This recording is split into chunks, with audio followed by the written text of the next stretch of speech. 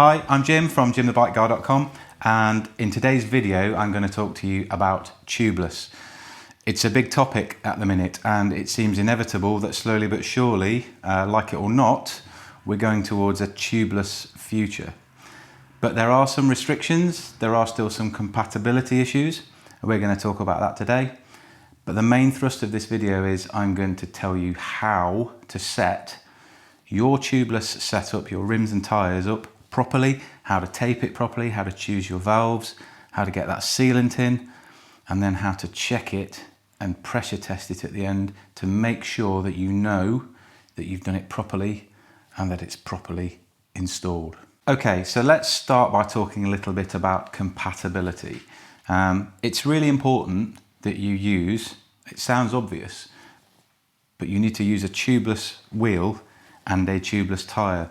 In the past, we had ghetto style setups, if you like, where people were kind of bodging this together. I don't advise that. There's a million reasons why. It's probably really unsafe. And actually, with the range of stuff that's available to us now, there's just no need to do that. But we are going to talk briefly about compatibilities. At the minute, there's a bit of a ding-dong, let's say, going on around hooked rims versus hookless. I don't want to get into this too far, but basically the way that works is, so effectively a hooked rim literally has a hook on the edge. So this is the wheel well here, and they terminate with a hook. And as the tyre comes up to it, it grabs it.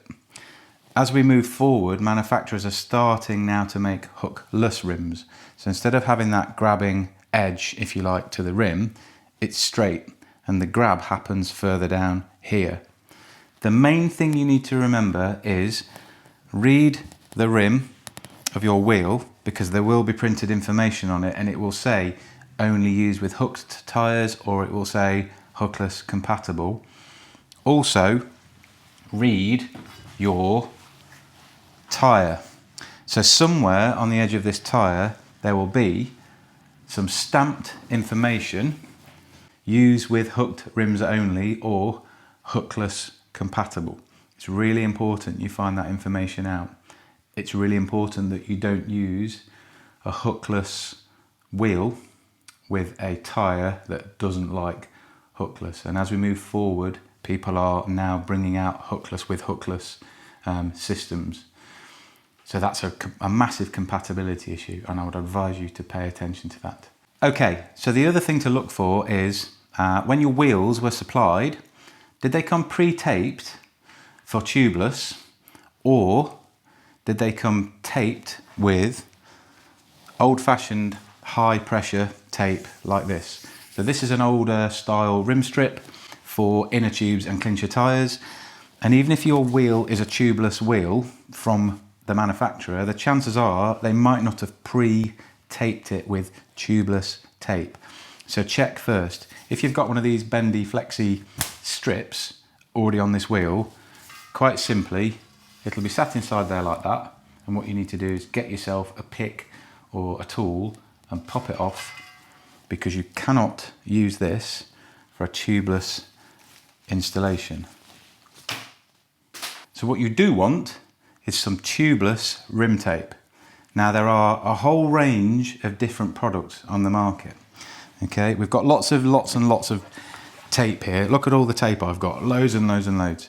Different people make it. DT Swiss make it, I think Hope make it. You can buy it from all kinds of different people. The main important thing is the width. You've got to match the width of that tape to the inner width of the rim. So we're going to tape the inside of here, and we're going to make sure that we use the correct width. Now this is a road or gravel rim. It looks to me like it's got about, I don't know, 18 or 19, maybe 20 mil inside there. Ancient method of working out which of these three tapes, because you probably can't tell, but actually they're all different by about 3 or 4 mil.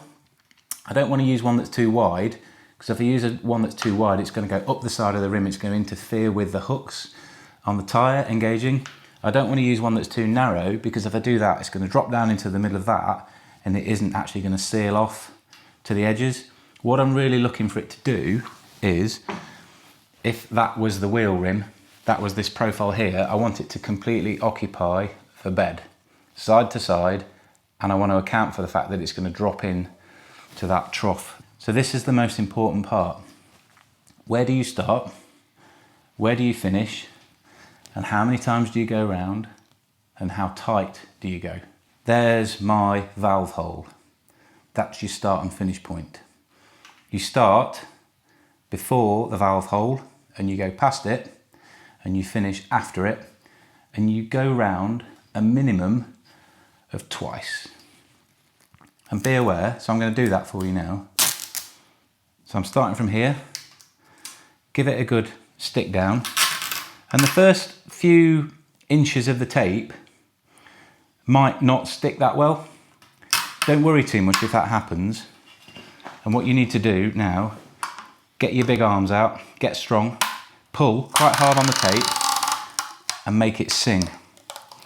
And if you take a look inside there, you'll see that that tape has already started flexing and stretching down into that well. A good quality tape should do that. It shouldn't snap when you pull hard on it. It should have enough malleability, if you like, to drop down into there. And you can see that I've chosen the correct size because I'm hitting the edge of that wheel. I'm filling that thing, the wheel well just there, but I'm not coming up the side and interfering with where the tyre is going to go. So let's carry on. So this is a bit like stringing a bow now. I'm pulling really hard, and with my thumb I'm pushing it down into the trough. And I'm doing it about a third of the wheel at a time, something like that. So again, pulling nice and hard, put loads of tension on it. So again, taking big, long, hefty pulls, and I know I'm pulling it tight because it's deforming down into that well there. You can see it, it's dropping in. So that is my first complete turn. You can see there, I've now gone past the valve hole. It's about here somewhere, so I've done one. I'm going to go around again to make it two, just because it's important to be belt and braces. One turn probably isn't enough. And I'm going to finish just past the valve hole, like that. Grab myself some scissors, snip, and then I'm just going to finish by running my thumb up to it and making sure that that finished edge there conforms nicely. The next part is going to be installing the tubeless valve. Now, tubeless valve basically is a Presta type valve, as you would see on an inner tube, but it's on its own. It's got no inner tube attached to it. It's orphaned. And they come in a variety of different sizes and lengths. The ones that you choose will largely depend on the depth of the rim. So if you've got a big deep section carbon aero rim you're going tubeless on, you're kind of going to need to buy something that big. I think from memory that's probably an 80 or a 70 mil, something like that, because clearly it's got to make its way through the depth, if you like, to reach the outside. For everything else, so this is just a 25-30 mil alloy rim. This is probably going to be what you've got, especially if it's a cyclocross or gravel bike, something like that. We're going to use something that long or that long. Two different types there, probably a 40 and a 50. No point going for a really, really long one. In fact, don't, because it's going to buy you a whole load of other problems. So make sure you choose the right length. The other thing I'm going to talk about, which is a real niggly detail, but over the years I've had experience of this and it really matters, is the shape of this part at the top. So that's the rubber bung, if you like this mushroom shaped thing here that presses into the rim and occupies the back of this hole. It's so important that you look at the shape of what you've got there and think about which tubeless valves you're going to use. So this one's round. That's shaped effectively like an old-fashioned plant pot. Okay, that's all well and good, and for a wider rim that's not too bad. But what you've got to bear in mind is that bit there has got to sink into that trough, that wheel well, if you like, in the middle of your rim. So other manufacturers cleverly are now doing this. And you can see that that is shaped more like Thor's hammer. Because quite clearly, as opposed to having that plant pot shape, we've got a shape that's designed to drop into a trough. Okay, personally, I think these are a lot better. You get a better contact at the back there when you drag this down into the hole. It tends to plug the gap a lot easier, because one of the problems that we'll return to later on in this video is that tubeless tyres on installation at the first part tend to leak like crazy at around this point here. Okay, let's install that valve. You've chosen the right type, I hope. For this part, you need something like this. So this is a stabby pick type tool. You could use a very small Phillips screwdriver, I guess would be okay, but it would literally be a very small one. You don't really want to be using too much bigger than that. And do be careful when you're doing this next part that you don't kind of go in at the wrong angle and then stab it through the side of your wheel. So what I'm going to do, quite simply, is I'm going to find that valve hole, which is there, and I'm going to need to make a hole through the tape for the valve to sink through. And I find it's better to deliberately make it too small, and I'll explain why in a minute. So the first thing I'm going to do is find that hole. It can be a bit difficult to locate. Take your time and stick it through. There we go. Give it a little waggle without going too crazy, because you're basically aiming to make that hole through the tape there, like that, for the valve to go through, but don't make the hole so big that you lose the benefits of the tape creating a snug interference fit around the valve that I talked about earlier. So I'm going to put this down. I'm going to grab myself one of the valves I showed you earlier. I realise I'm using a very long one, but that's because I want to demonstrate the principle of why that shape of head there, or an adapted head shape, is such a good thing. So get ready to get physical with your fingers. Pop that in the hole. Give it a good shove. So the last part is get the valve threaded through, be prepared, give it a good shove and sit it right down into the tape. And you can see here that that shape there of the head of this particular valve, the mushroom part, if you like, is ideal for this, because it wants to sit into that well shape that I've created there, but also because it isn't that flared plant pot type shape that I talked about earlier, it's not going to get in the way of our tyre in a minute. So actually this is a really, really well designed tubeless valve, and I would say if you've got the choice of what you've got, try and go for the ones that are shaped like this, because it's going to aid the installation of the tyre, which is the next part that we're going to do. Okay, so we're going to get on and install our tyre now. Before we do that, I'm just going to talk about some of the other bits and bobs I've got going on here. I've got a bucket on the floor down there, and that's going to be to catch any sealant. And you'll notice that I've also got the wheel installed in this contraption here, which is in a bench vise. This is the dream scenario. I fix bikes all day long. I don't really want to be bending over and prematurely damaging my back. If you're in your garage at home, there's a bunch of ways in which you can do this. But I would advise you to try and avoid bending over as much as possible, just because if you've got two of these to do, it can be a long day, and then at the end of it, what you really want to do is get out and ride your bike and not be sat there with a bad back. So do give some consideration to bringing the wheel up, either by the use of a work stand or something else. Definitely try and avoid bending over as much as possible. Okay, do remember, pay attention to which way the tyre runs, because 90% of tyres out there are directionally treaded, so pay attention to that.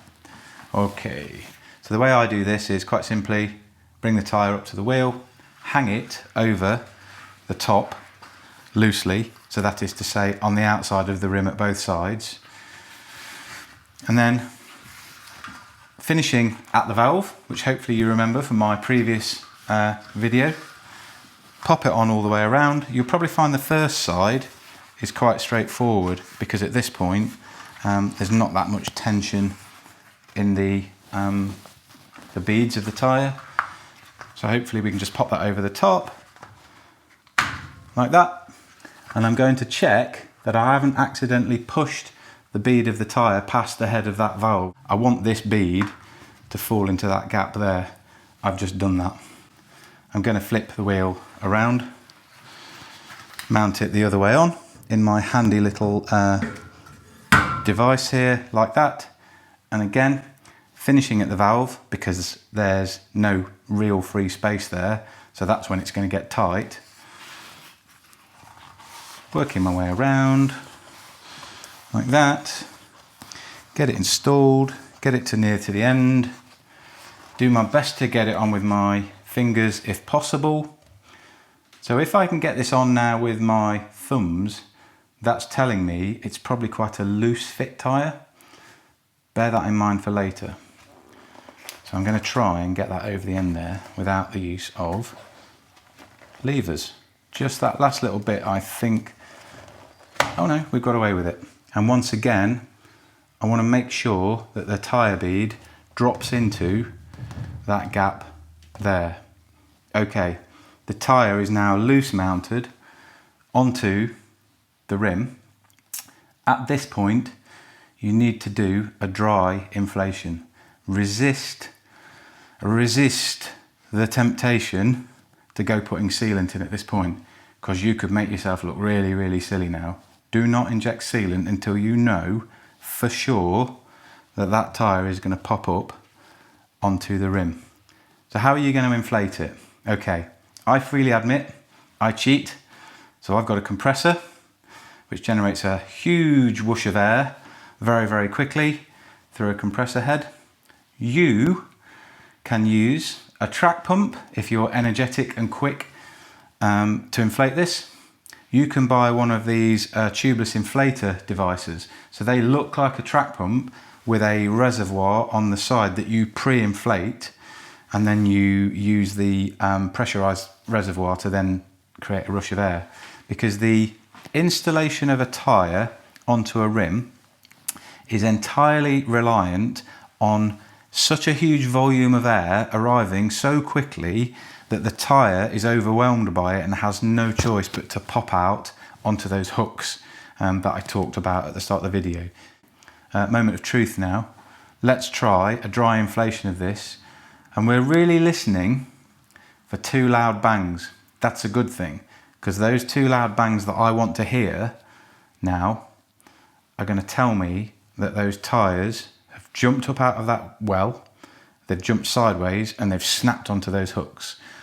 And that tells me that this tyre then is going to hold, because without it being engaged up on the hooks at the side, very positive feedback that tells me I'm not going to come off the rim. So I'm going to grab my compressor and I'm going to do that now, and we're going to see how this tyre goes on.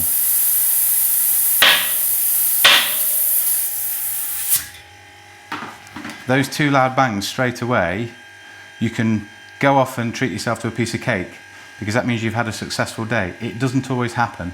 And in actual fact, I've just noticed on this rim there's a part that hasn't engaged at all, but I'm going to come back to that in a minute. I'm going to show you the bits where it has worked and then talk you through exactly what you're aiming at.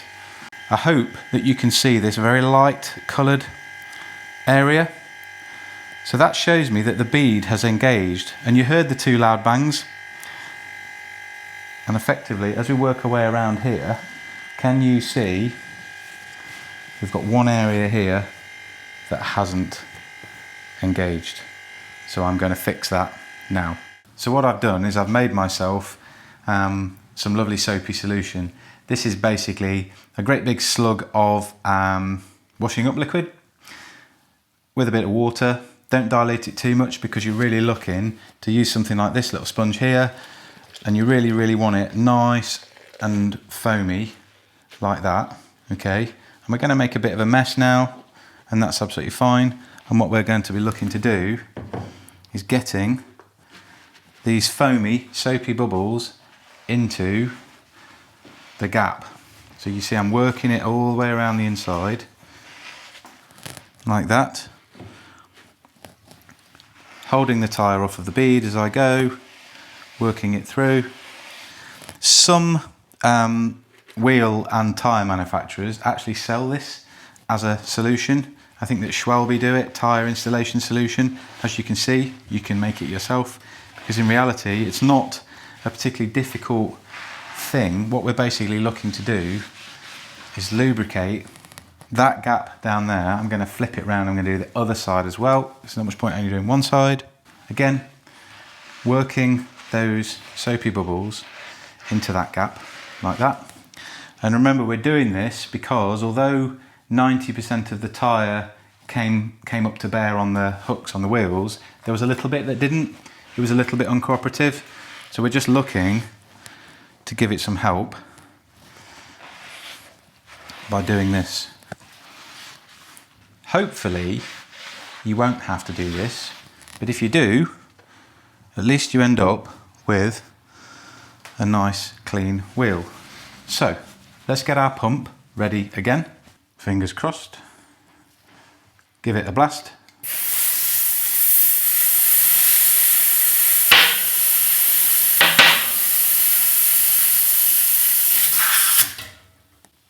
Okay, 3 loud bangs. So in comparison to the 2 that we had last time, we've probably done well. What I'm going to do is I'm going to quickly wipe away all the way around like that, because I want to know definitively, before we move to the next step, which is adding the sealant, have I seated that tyre properly? So flipping it back round again, popping it back on there, having a good look. You know what? It's been a good day. It's gone really, really well. And the other fringe benefit of using the soapy water is it shows you where the leaks might be. So look how we've got foam bubbles starting to emerge at the bead there. So that's actually tracking where your leaks are going to be when you pop the sealant in. So it's giving you a bit of an idea of the nature of what's gone on.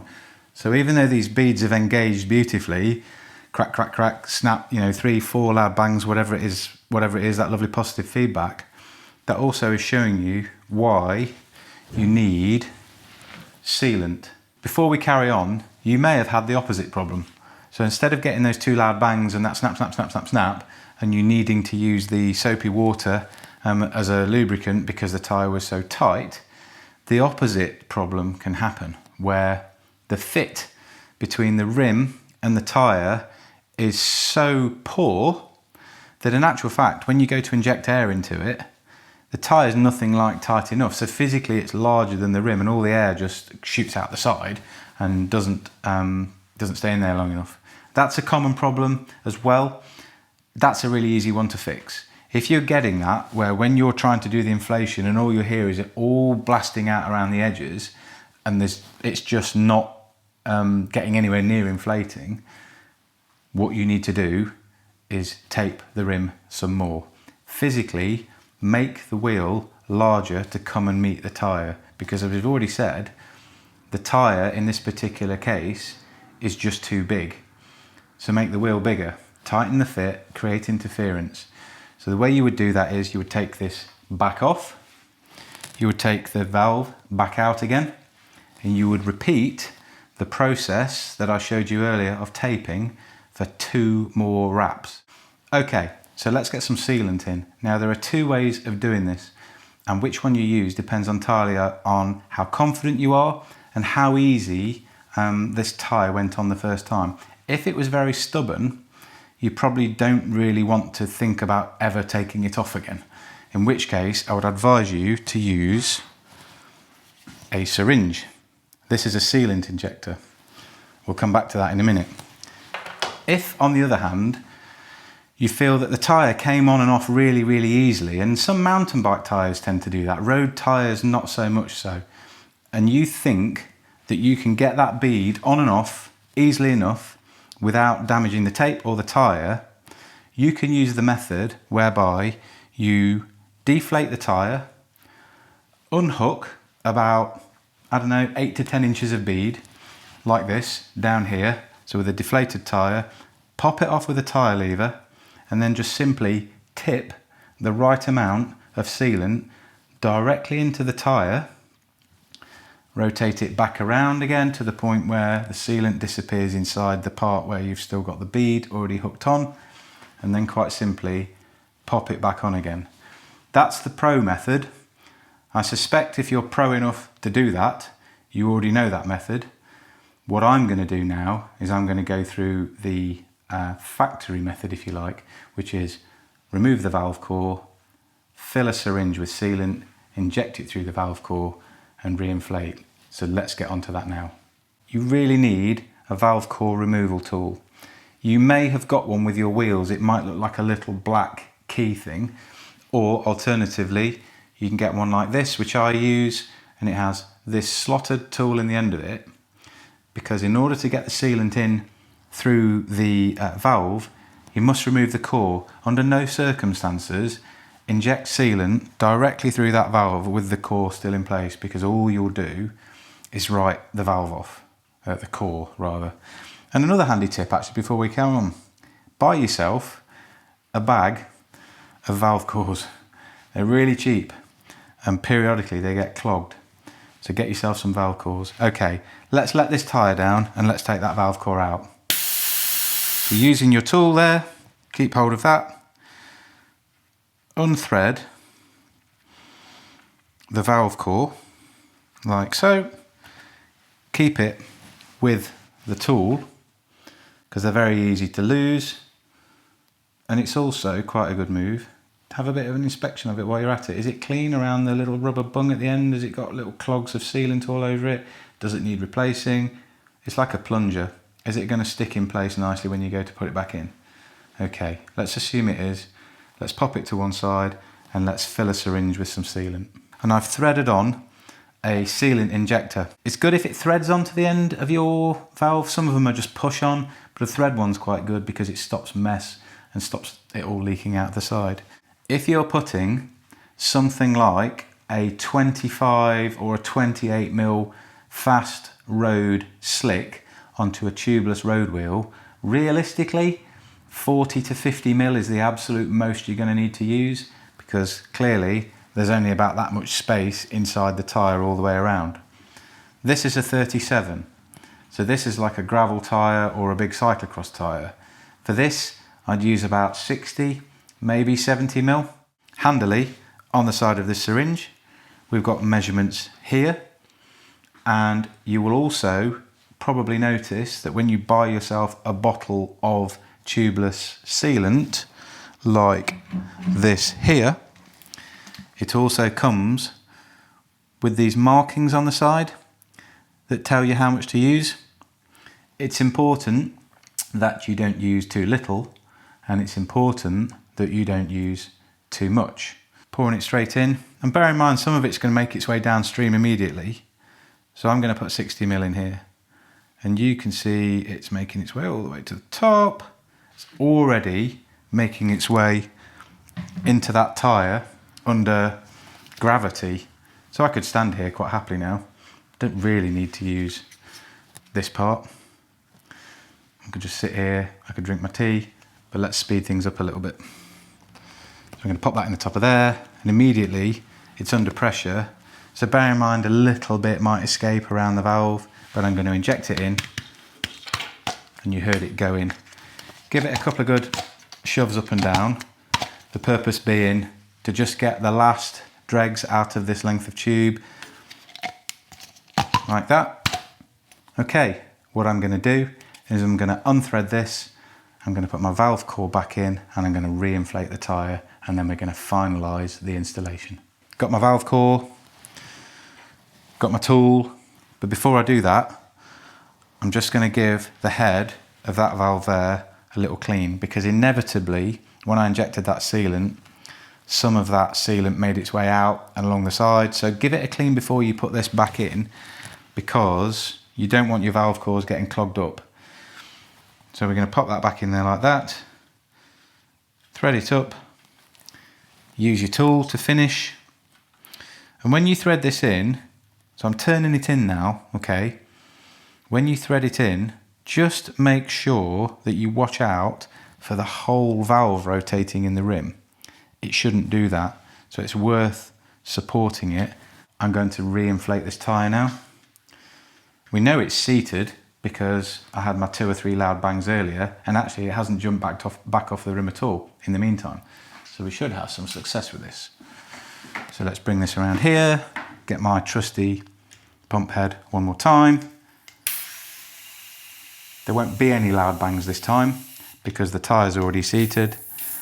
And for this, I'm going to go up to about 60 psi. So even though it might be a cyclocross or gravel tyre that you've installed which wants to be running at low pressures, for this part here, what I want to do is inflate the tyre quite firm, because I want the sealant now to have a chance of going and hunting out those gaps around here. And the only way for it to do that is for you to inflate the tyre to force the air out through the gaps and make the sealant go with it. Give it a spin. Have a listen. I can hear lots of little leaks, but I can also hear it getting quieter and quieter and quieter as that wheel and that tyre get painted with sealant. Okay, let's move on to the next part of the video and we'll show you how to finalise the process. Okay, let's finish this off. You've done a lot of work, there's been a lot to take in. We've done taping, we've done valves, we've done sealant, we've done leaky sidewalls, we've done all of those kind of things. Hopefully you've learned a lot, but let's get to the end now. Let's get this installed and pressure tested. So I'm going to talk to you about basketball, and I'm going to talk to you about the waggle dance, and then I'm going to tell you to go for a ride. So one of the first things I always do when I've done a fresh install of a tubeless tyre is I get the valve at 6 o'clock and I play basketball. And the reason I do that is I want the sealant, which is presently pooling in the bottom of here, to splash onto that mushroom shaped head at the back of the valve, because I want it to seal any gaps there. So I'm literally going to play basketball with that wheel. And I'm going to give it a good shake. And hopefully you can hear that splashing around. Okay? So that's the basketball. Now let's do the waggle dance. So your next job now is to go around this wheel, making all of that sealant splash up the sidewalls and find all these gaps, because you can see at the minute this has got lots of microscopic leaks everywhere. See all this white foam that's coming out, which is the residue from where we used the soapy water earlier. So they're indicating leaks to me. So let's do the waggle dance, because I want to splash sealant against those leaks. So you can hear me, so move it around an eighth of a turn, move it around again. And what I'm basically doing now is I'm encouraging that sealant up the sidewalls of the tyres, and I'm encouraging that sealant to go and find those gaps. And remember, you can use a dilute mix if the sealant that you've used, as I mentioned earlier, is quite thick and cloddy, which is quite often the case with mountain bike type sealant, but you're putting a supple road tyre on with a fairly porous sidewall. Don't forget the tip I talked about earlier with the dilution of the sealant. Works brilliantly at this point here, because you get that lovely wash. Let's do a bit more bouncing, a bit more waggling. Okay, you can do that to your heart's content. You might look a bit crazy. If your family come in and find you do that, dancing with a wheel, don't blame me about what they say next.